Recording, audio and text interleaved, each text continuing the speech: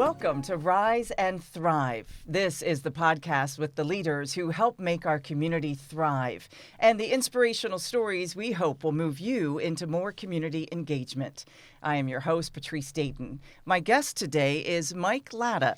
Mike works full-time at ServPro, but we have him here today to talk about a wonderful organization called the Jeep Junkies and how they have raised hundreds of thousands of dollars for Pink of Terre Haute. So welcome, my friend. Thank you. I'm happy to be here. I have known you for decades through WTHI. Longer than we probably both care to admit. Don't say it. Yeah, that's right. That'll give our age away. But as long as I have known you, you have had a servant's heart. You are a true contributor to our community, and we thank you for that. But take us back to why you wanted to volunteer. You were working full-time and still volunteering. Yeah. So it basically started with our Jeep group. We just got a few people together. I mean, I've had Jeeps as long as I could drive a car. And I was talking to a few people that I knew had Jeeps, and we just said, wouldn't it be kind of cool if we could just get together and maybe go on a drive on a Sunday or whatever. And so it started out with five Jeeps and 10 people, 5 couples, and we just would pick a Sunday and drive to a different location and have lunch or whatever the case may be. And it just kind of spawned from that, and that turned into 50 people, then it turned into 100 people, and then now, like 9 years later, we're over 8,400 people in our group. Wow. That follow us and are active members and do different things. So shortly after the group was put together, we were getting ready to go into the new year, and May, the third weekend in May, is called National Go Topless Jeep Day. Okay, so it's just a chance for everybody to get out. The weather's hopefully nice then, and just drive around. And we were thinking it would be really nice if we could come up with an event that would be, something that we could give back to the community. And it was shortly before that Amy Bagnacci had passed away. Mm-hmm. And I knew her through the stories we had done at the station. And her and Dr. Brucken had formed Pink of Terre Haute. Mm-hmm. And, it was shortly after she passed away that somebody in our group said, well, why shouldn't we do something for Pink of Terre Haute? They're an all volunteer organization. Every penny that they raise goes right back into the community to help those that are fighting breast cancer. And it pays for a lot of things that fall through the cracks that insurance doesn't traditionally pay for. And, I was kind of mad that I didn't think of it because she thought of it. And I thought that is a great idea. So we all came to the conclusion that we wanted to do it. So we set a goal of 100 Jeeps. We had 220 Jeeps. We started at Charlie's. And as you can imagine, 220 Jeeps at Charlie's was a little tough. Oh, I'm sure. We packed them in there like sardines. But it was a great turnout, and I think, before that, I talked to Dr. Bruck and asked him what he thought. He said, yeah, let's do it. So he called Rick Bagnacci, Amy's husband, and didn't really know Rick that well. I knew Amy, obviously, but didn't really know him. And maybe 5 minutes after talking to Dr. Brucken on the phone, Rick called me, and we talked a lot. We cried a little, and it was just really important to do it.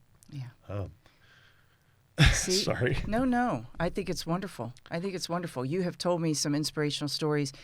Are you able to share some that it makes it all worthwhile for you? Yeah. Since we've done this, next year will be 10 years that we've done 10 this. years. And we've been lucky enough that we've raised over $600,000 in those 10 years. That's amazing. And the thing that I'm most proud of is a few years ago, we decided to really put a commitment towards inviting survivors and those that are currently fighting. Mm-hmm. And just to see them come to our event and not just participate in it, but they're actively involved in it, and they get to meet each other. They understand that, they find these women who have gone through what they're going through right now, and to be able to have that support for them is immeasurable. We make it free for our survivors and those that are currently fighting to register and be a part of it. If they don't have a Jeep that day, we get them a Jeep for that day, or we get them a driver that day. And that's the great thing about this group. I have several folks who jump right in that say, sure, I'll be a chaperone for a day and drive them around and take them wherever they want to go. And to see that, not only that, but a lot of survivors. Brandy Burris is a perfect example. Last year, she was going through treatment, and she was a part of it. She beat it. She's on the other side now, and she came back to me and said, I want to be involved. What can I do? And she not only got involved, she actively seeked out other survivors and put a support group together. And these ladies get together, and she brought, I think the first year that we did it, we had 16 survivors. The year after, we had 31. This year, we had 81 survivors and fighters. Wow. And we do a parade for that, for the day of the ride on that Saturday. And they parade out, and everybody stands on both sides of the road to cheer them on. I bet that's and emotional. It's, oh gosh, it really is. And just to see that and know that our group started something, and to see that is the moment that really kind of catches everybody's attention. Well, I've got goosebumps now. You're talking about it. It's a lot of work for you, of course, but because you have to start a year in advance, really, from what you have said before. But that is your reward. Yes, absolutely. My wife, I love her to death. She's been the person that handles the registrations and the online registrations and the shirt orders. She's threatened to quit on me about 3 times. But I tell her I don't accept her resignation. But we look back at it over the years, and you get done with it, and you want to take a break and just kind of relax for a few days or a few months or whatever the case may be. But this year particularly kind of struck us both, because we had a survivor that walked up, and she was there. She was just recently diagnosed and going through treatment, and she came up to talk to us both. She gave us both a big hug, and it just kind of hit home when it's someone that you know personally, and you realize what you're doing is bigger than you. So that's kind of what pushes us to keep moving forward. There's so many stories. And, one of the things that I always look at is Dr. Brucken said this a couple of years ago. He asked everybody to close their eyes, and he said, if you know someone who's been affected by breast cancer, raise your hand. And when they opened their eyes, everybody had their hand up. Sure. So sure. It is, it's unfortunate. And, when we had 81 survivors there this year, it was a tremendous moment. It's sad in a way, but to see these women celebrated, and to see the look of pure joy because of the support is everything. Sure is, I imagine. Now, this isn't just Vigo County, is it? I mean, No. folks from all over? No, the Wabash Valley Jeep Junkies are basically our area. But we have people that follow us from Indianapolis, all over the Midwest, that come to this ride. We bring in people from Chicago and Michigan and Evansville, and over in, we've had people come as far as Florida. Wow. And it just kind of speaks for what this event has become. Like I said, we started out with 220 Jeeps the first year. We had 450 this year. We've had, as many as 600 to 700 at different times. So this little idea that you had in little old Terre Haute has really been a wonderful idea, mentor in a way, to other communities. Yes, it has. And one of the things that I guess you can look at it as a compliment is I've had several other Jeep groups throughout the country, particularly around us, Indianapolis, Evansville, that have said, like, look, we saw what you guys have done, and we're just going to copy it. We're just going to copycat it. And it could be for law enforcement or military or whatever the case may be. And I think that's great. That's a big compliment. Yes, it is. I mean, we try to support their events too, because, everybody's doing something out there that's good. And that's the important part of it. It's whatever, it just kind of worked out for us that it seemed like the right thing at the right time. And I think that's the thing that is most important, is find what it is that is so important to you and do it, because if you wait around for somebody else to ask you, it's probably not going to happen. Well, and again, every little idea can be a big idea just if you put your mind to it and get the support. Yeah, it really can be. And yes, it's a lot of work. Volunteering can be a lot of work, but you also get a lot from it. That's the main thing that people need to know. Well, and early on, we were lucky in the fact that early on, we had a really good core group of people that wanted to jump in and help. We have a couple of shirt ladies, Tammy and Cindy, who handle our shirts. Mm-hmm. And it's no easy task to sort through about 2,000 shirts and to keep them separated and keep everything moving in the right direction. Mm-hmm. But they've done it from the very beginning, and they look forward to doing it because they get to meet these people that are coming through and that are a part of this ride and supporting it. And without them and other folks, Randy Snyder, who's been with me from the beginning, there was one day where I was just kind of sitting around thinking, how am I going to organize all this? And Randy came out of nowhere and said, hey, I've just joined the group recently. I heard that you guys are doing this event. I'd like to help you plan it. He's an engineer by trade, so he's the guy that I go to with all my crazy ideas, and he'll say, yeah, that's a great idea. Let's do it. Or, hey, Mike, let's slow down a bit. Yeah, that's good. But it's just those people just come to you at a certain point. You realize there's a reason why they did that. You need those people around to help, and we've got a great core group. Well, and that shows that the community is coming together to support this. You've also talked about other people who don't even live necessarily in Terre Haute anymore who are supporting this. Can you talk about that? Yeah. I mean, Lee and Sally Shipley, who obviously have a lot of roots here in Terre Haute, have moved, I believe, to Florida. Mm-hmm. And but they've been extremely successful in business, and they reached out to us last year and ask us what the most, the largest amount of money that we've ever made. And I think it was right after COVID, we raised close to $100,000. And Lee told Rick Bagnacci, and they've been lifelong friends, he said, well, if you guys do that again, we'll match it. And we were both kind of floored by that.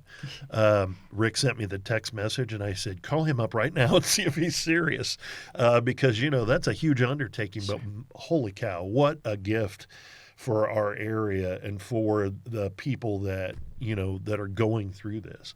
So it's just one of those things that you just can't even describe the kindness, that they displayed by even offering that. Sure. And, it was a challenge, and I spent many sleepless nights thinking, how are we going to do this? How are we going to make this money? And you know what? People jumped in and people heard what was going on. And, it was just amazing. Logan Gassman, who he and his father own the new Jeep dealership in town. Okay. We reached out to them and asked them if they wanted to be a part of it, and they did. They stepped up big time. They donated $10,000. Wow! Because they saw what it would do for the community, and they want to be a community partner. And there's so many stories like that people would just come in and say, hey, we want to do this. We want to be a part of it. And it just blows you away. Sure. So the Shipleys match this past year, and they're doing it again this coming year. They just recently posted something on their Facebook and reached out to us saying they'd be happy to do it again. And it's just amazing to me that someone that's is that generous with their money and that they are willing to help out so much. Oh, it's a great thing, and we're very, very proud of the fact that we could pull it off this year, and we're looking forward to the challenge of doing it next year. Is it always the third? When is it coming up? It's the third weekend in May. Always the third weekend in May. Yeah, and basically on Friday night we have what's called a show and shine. It's basically a Jeep show, and it's a chance to kind of come out and meet and greet and talk to those people. We usually have live music. We will do that. And we have a silent auction. We have tons of things for the kids to do, because early on this event became kind of a Jeep ride, but we wanted to bring kids in it too, get them involved at an early age. So we have a Jeep pedal course for the kids. We have a radio-controlled course that we've built. And we have, at Easter time, we have egg hunts. Well, ducks are a thing with the Jeep community, so we have a duck hunt for the kids. So there's a lot of things to do. We have live music, like I said, but we also have lots and lots of activities for the kids and the whole family, really. And if someone wants to learn more or to get a Yeah. hold of you to help, how do they do that? Sure. They can go to wvjeepjunkie.com is our website, and there's tons of information on there on how to get involved and information about the rides, not just the pink ride, but other rides that we do. And they can also look at our Facebook page, Wabash Valley Jeep Junkies, or they can always reach out to me if they're interested in volunteering or being a part of it or want more information on Facebook as well. Okay. And certainly volunteering is not just that you feel good about, but it sounds like you can make some new friends too when you volunteer. Absolutely. Tammy and Cindy that I talked about, they are members of our group, and we had seen them out at different functions and didn't really know them and got to know them through the Jeep group about 6 months into starting the group. And I always look at them as the ambassadors to our group because they don't know a stranger. They'll walk up and introduce themselves, and before you know it, somebody who's just started the group, they bring them into the circle and talk to them and introduce them to other members. And it's just a great way to meet a lot of people that are like-minded people like you know, and that's the great part of it. I'm sure that goes on at other organizations and other non-for-profits and places like that. And it's just, they are such kind-hearted people, and I would have never met them if it wasn't for this group.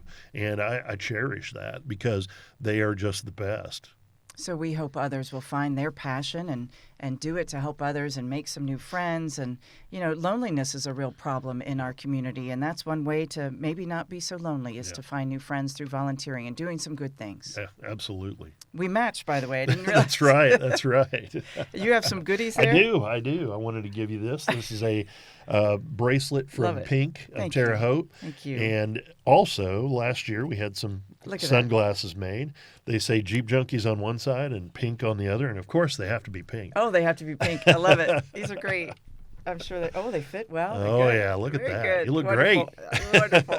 Wonderful. This is great. So Mike Latta and others have stepped up to help this community. That's the whole thing. That's the whole idea. That's the idea of this podcast, too, to get people to step up, rise up, help our communities thrive, whether that's through volunteering, civic engagement, leadership. You're doing all of that, which is wonderful. So we thank you for your hard work. Well, thank you. It's not just me. It's a group of people that we have that do so much. But that's the one thing I would say is if you can get involved, you need to, because it really, that's what we need to make this community a better place. Yes, people helping people. Exactly. Making things much better, a wonderful place to live and work. Thank you so much, Mike. Of course, we do need more role models like Mike Latta and those involved in Jeep Junkies. We hope you will rise and thrive. I'm Patrece Dayton. Have a great day.